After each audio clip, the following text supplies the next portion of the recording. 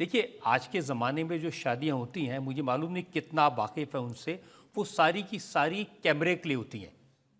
बताइए। वरमाला भी 3-4 बार रीटेक हो जाते हैं बताइए। और जो उनकी शान व शौकत है उसी से नज़र आती ये है। एक होड़ लग गई है दिखावे की।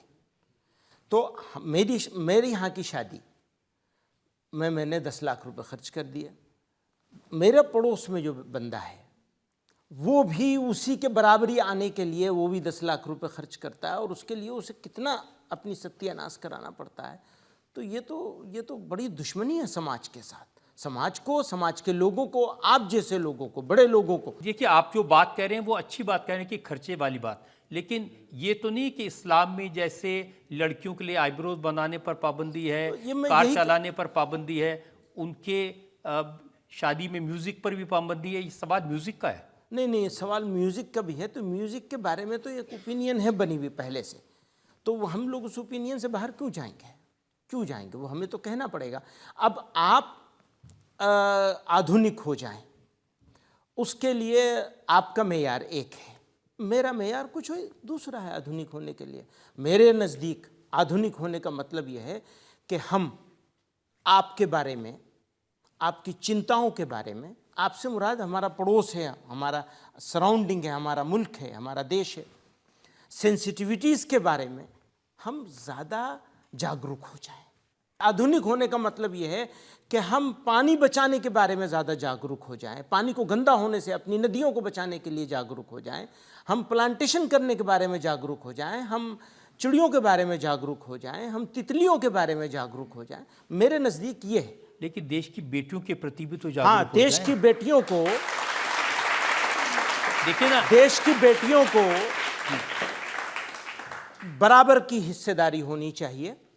देश की बेटियों को, अपनी बेटियों को बराबर की हिस्सेदारी होनी चाहिए, बराबर का मौका मिलना चाहिए, उनका सम्मान होना चाहिए, अपॉर्चुनिटीज होनी चाहिए। मौलाना साहब, अगर ये उसको बाजार की चीज मत बनाना चाहिए। ये जो मैं फतवे देखूं, वो कार नहीं चला सकती, मोटर बाइक नहीं चला सकती, आईब्रो नहीं बना सकती, मेकअप नहीं कर सकती, सारी पाबंदियां लड़कियों के लिए, लड़कों के लिए कुछ नहीं।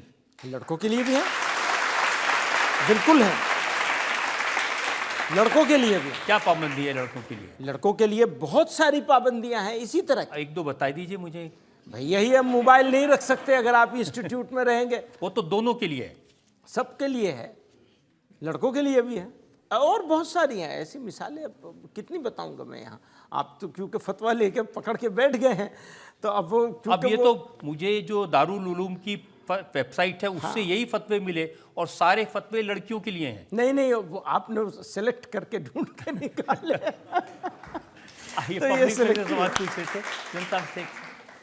कहा जाता है जन्नत जाओगे तो हूरें मिलेंगी, क्या ये वाकई सच है कि बस कहने की बात है? देखिए, जब कोई एक सिस्टम समाज का डेवलप किया जा रहा है तो उसमें दोनों बातें होती हैं, सज़ा भी होती है, इनाम भी होता है।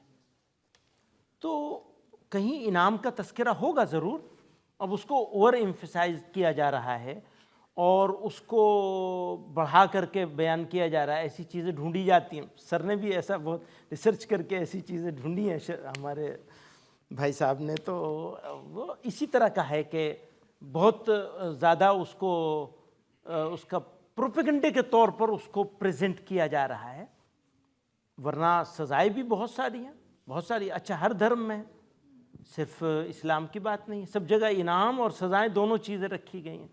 एक पाकिस्तान की जर्नलिस्ट हैं, उन्होंने वहाँ एक मौलाना से पूछा कि मेरे हस्बैंड को तो हूरें मिलेंगी, मैं जाऊँगी तो मुझे क्या मिलेगा? एक प्रॉब्लम है,